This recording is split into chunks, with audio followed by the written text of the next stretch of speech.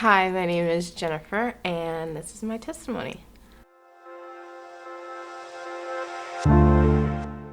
My relationship with God, I grew up going to church almost every Sunday. My grandfather is a pastor at a local church, and so I knew who God was all my life, but I wasn't seeking Him. And so I didn't develop that personal bond with him. I lost my mother at a very young age. I didn't know her. I have a twin, and she died 8 weeks after we were born. It was she and I, my sister and I, and my dad, and then my father remarried, and I had a stepmother, and then my father and my stepmother divorced.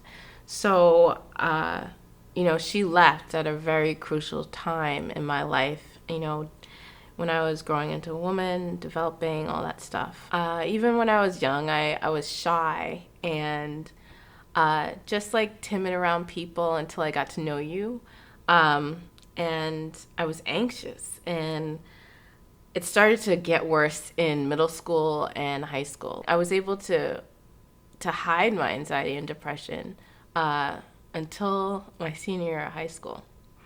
And that's when, everything started to fall apart. My phobia was of smelling bad. Yeah. And it's so embarrassing. It's like, yeah,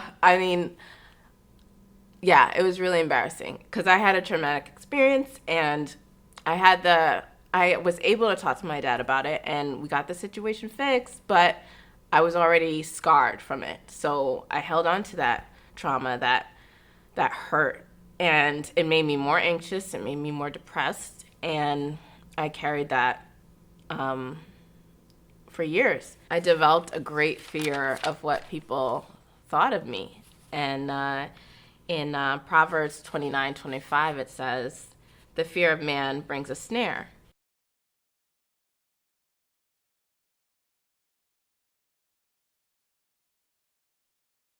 I truly believe that Psalm 23:7 is true, that, it says, as a man thinketh, so is he.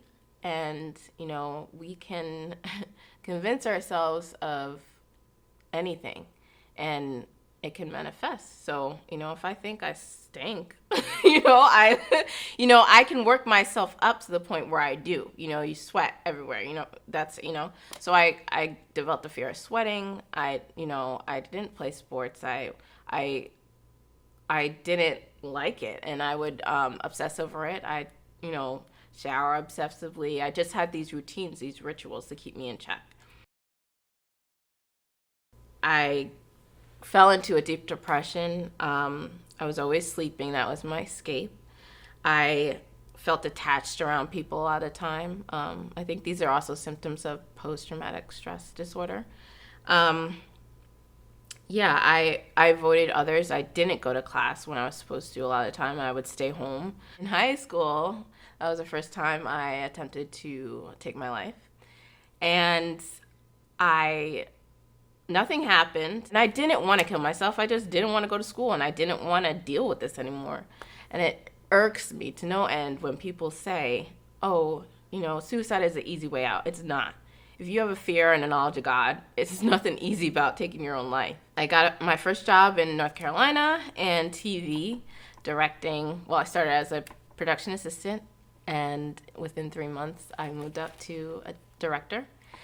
And I still struggled so much there. After struggling, I was hospitalized for the first time.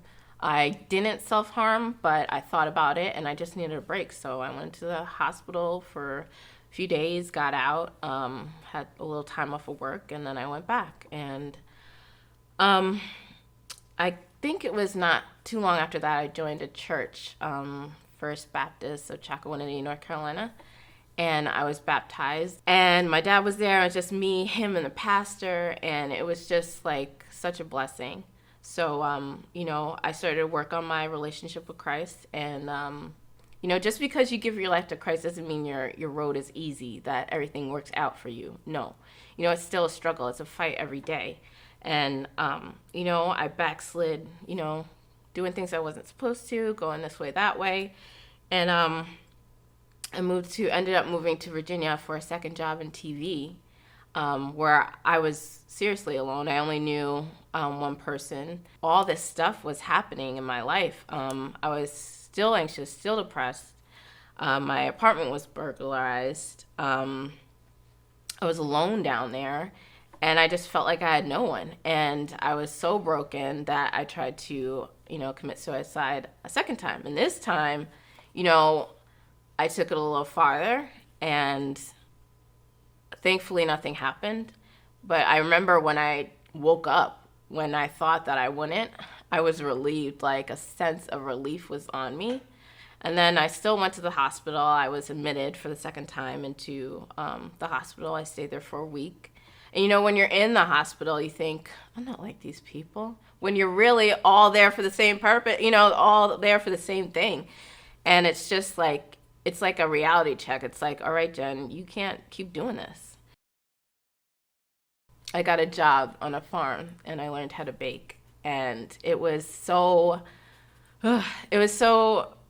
just restored me, because it reminded me of North Carolina. And, I learned how to bake, work in a commercial setting, a commercial kitchen. And I was able to kind of grow there. I fell into a depression again. And this time I was just like, God, one day I remember I was just like, Lord, if you don't stay close to me, if you don't help me, I'm going to die. Like, this next time I'm going to die. Because I wasn't going to hold back, and I wasn't going to hold back at all. I was just going to do it. And so I started to seek God, and I continued my baking career because I wasn't going back to school. I decided I didn't have the money to go back to school. So I was going to learn on the job, and I was going to get paid. So I changed my job. Like every year I'd get a new job at a different location, and I'd learn new skills at every job. I got sick in January of 2020, and I was told it was a sinus infection, or like sinus infection and a flu, but I had never been that sick in my life. And I'm not sure if it was COVID, but I know that I was scared to go to sleep at night because I couldn't breathe, and I thought I would stop breathing. I could not get well, and I just said, God, if you get me through the sickness, if you get me through Corona, COVID, if you protect my family, if you keep me, I will serve you. So I got better. I started a new job that I really enjoy right now. I decided that I was going to serve and volunteer, so I serve at Helping Hands in Huntington. And it's just been such a blessing because I've been able to be a blessing to others. When you are struggling with something, it's good to get outside of yourself and to help others. And I'm able to do that now. Even if I have a bad day at work, I can still walk out in the parking lot and tell someone, oh, I love your dress, and make their day. So now I'm slowly, letting go of the rituals and routines that I used to have that I thought would protect me from my anxiety, depression, or a phobia. I'm trusting him more every day. I let go of things little by little every day. And it's just so great. And I communicate with him throughout the day. I talk to him. I sing in my mind to him. So Jeremiah 29:11 says, "For I know the plans that I have for you, says the Lord, plans of peace and well-being and not of disaster, and to give you a future and a hope." So my future is very bright. I'm starting to venture out and do my own thing baking-wise, and I just know he's holding me. Proverbs 16:24 says, "Kind words are like honey, sweet to the soul and healthy for the body." And I just think we all need to remember to be kind, because you don't know what people are struggling with, and it may be absurd and weird to you, but to that person, that's, more than they can take at that moment. I overcame by calling on God and seeking him. I overcame by opening up to family and friends seeking counseling and therapy. I've been going on and off for years. I think that a lot of times people don't marry the two, God and professional help, like medical help, but it's important. And lastly, I overcame by, trusting God. And, you can't tell me now. You can't tell me that there's no God. You can't tell me that He doesn't change lives. And you can't tell me that He doesn't heal, because if He didn't exist, I really wouldn't be here. And I just